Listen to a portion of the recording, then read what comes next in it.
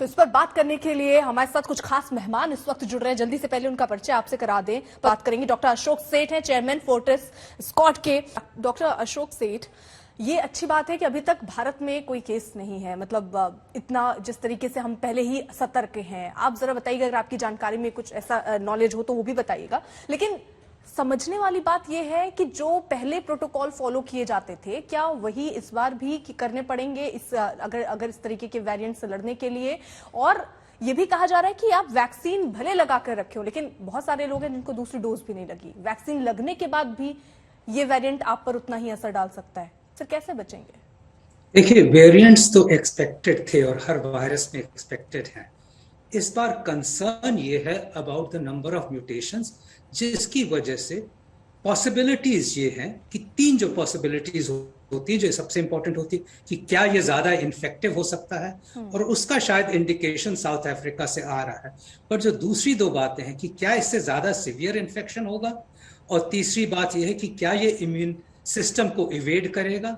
उसकी बातें अगले कुछ हफ्ते में पता चलेंगी। बट जो आपने क्वेश्चन पूछा उसका क्लियर आंसर है, और ये है कि हम अगर कोविड अप्रोप्रिएट बिहेवियर को हमेशा अगले कुछ महीनों तक हमें रखना ही है, वही हमारा, अपार्ट फ्रॉम वैक्सीनेशन, हमारे पास दो यंत्र हैं, चाहे वो किसी तरह का वेरिएंट हो।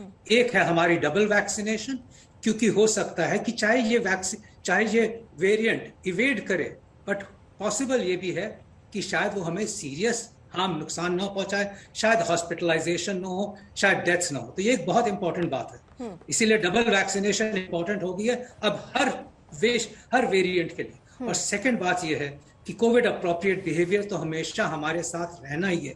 अब जो हम इवन डेल्टा वेरिएंट की वजह से हम यूरोप में देख रहे हैं कि केसेस डबल और ट्रिपल और कई गुना बढ़ गए हैं, वो इसीलिए हुए हैं कि उन्होंने कोविड अप्रोप्रिएट बिहेवियर को त्याग दिया था ऑफिशियली।